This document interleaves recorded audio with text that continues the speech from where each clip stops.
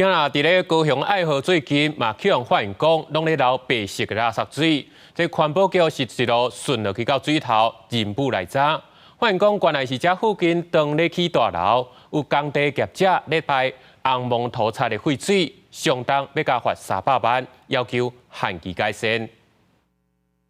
爱河的排水口流出来拢是白色的垃圾水，连源头的排水沟嘛拢变色，是啥人遮尔恶质黑白倒废水？伫仁武的爱河源头，今年才拄完成水环的整治，即马煞有不少的业者偷排垃圾水，民众就讲前几工有看到白色的水流出来，嘛因为遮常常有水鸭被淋死，若偷排废水，惊讲会影响生态。小水沟流下来了，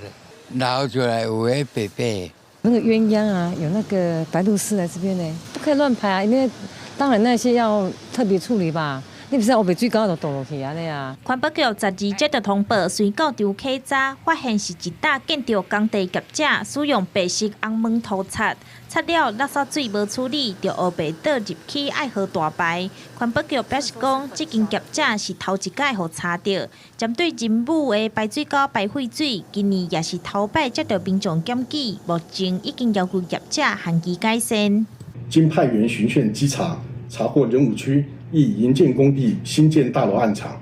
粉刷洗涤废水未经妥善处理，排于前方大排，